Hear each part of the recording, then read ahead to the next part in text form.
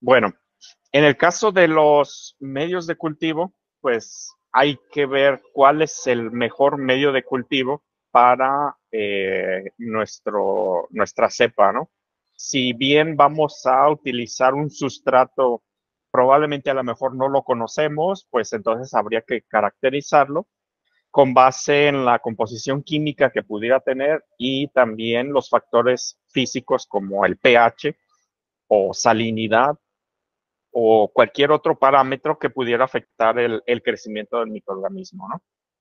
Entonces, también determinar qué concentración de carbono, de nitrógeno, si contiene algunos residuos del proceso del cual se obtuvo, si contiene algún residuo que podría afectar, por ejemplo, el crecimiento o el desarrollo del microorganismo, ¿no?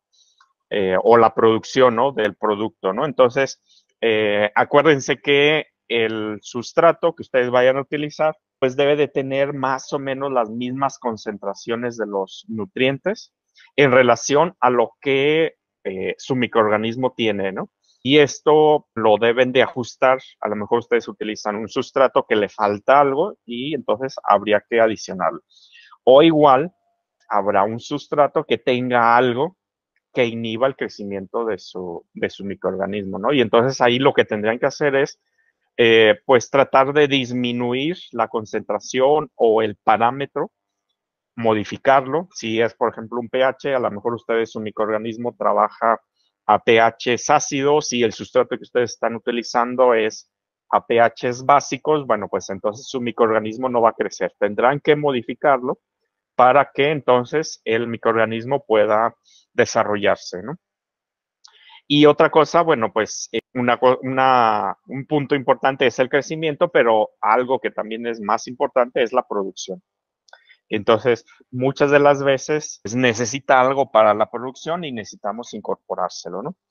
Entonces, bueno, a nivel laboratorio, pues ustedes ya conocen la gran diversidad de medios de cultivo que existen y que pueden ustedes utilizar. Ustedes ya saben la composición química de estos medios de cultivo y entonces habría que utilizar cuál de todos esos medios de cultivo es el que cumple con todos los requisitos nutricionales para su cepa, ¿no?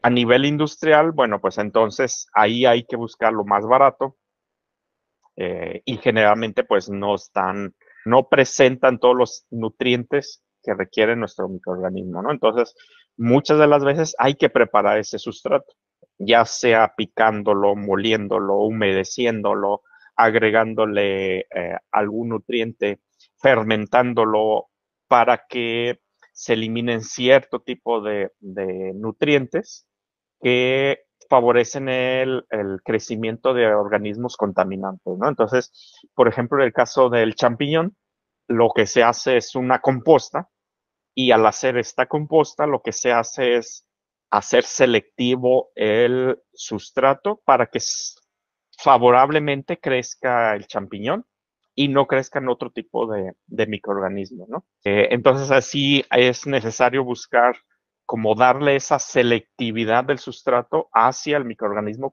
que yo quiera utilizar, ¿no? Necesitamos tener bien caracterizado ese sustrato, ver qué le falta y qué es lo que le tendríamos que añadir para el crecimiento y el desarrollo del producto, ¿no?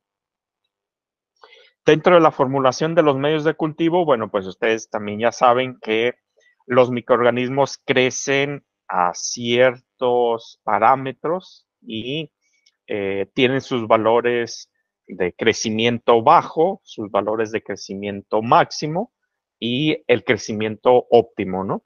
Entre ellos, bueno, pues son factores como la temperatura, el pH, que si ustedes cuando llevaron bioquímica, que les habrán dicho que, por ejemplo, las enzimas tienen una temperatura óptima, tienen una temperatura mínima y tienen una temperatura máxima. igual el pH, etcétera, ¿no? Pues bueno, los microorganismos tienen enzimas y necesitan también, ¿no? Estos parámetros en los cuales estén en sus condiciones óptimas para que las enzimas tengan la mayor actividad, ¿no? Algo que también es importante, pues es el tipo de vasija que ustedes estén utilizando y la forma, ¿no? Muchas de las veces lo que se busca es que la superficie sea muy baja o igual, en algunos casos que hay una necesidad de un intercambio gaseoso alto, lo que se busca es que esta superficie sea mayor en relación al volumen, ¿no?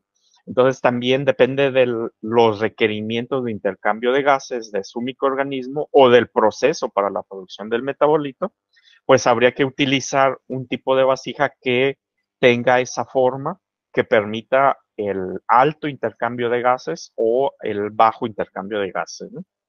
Otros parámetros, pues que son importantes, el oxígeno y en el caso de microorganismos como las algas, pues la luz, ¿no? Dentro de todo esto, pues ustedes pueden modificar las condiciones de los medios de cultivo, por ejemplo, pues variando las fuentes de carbono, las fuentes de nitrógeno, las mezclas de las fuentes de carbono con las mezclas de las fuentes de nitrógeno, si es un medio de cultivo sólido, si es un medio de cultivo líquido, si estarían trabajando con microorganismos acuáticos o marinos, más propiamente, pues entonces habría que utilizar un medio de cultivo al cual se le tenga que añadir sal o cloro de sodio, o bien hacer el medio de cultivo con agua marina, ¿no? Y algo que también es muy importante, todo depende de qué tan rápido crezca su microorganismo, pues habría que inhibir el crecimiento de otros tipos de microorganismos, ¿no? Entonces tendríamos que adicionarle, pues, agentes antimicrobianos, ¿no?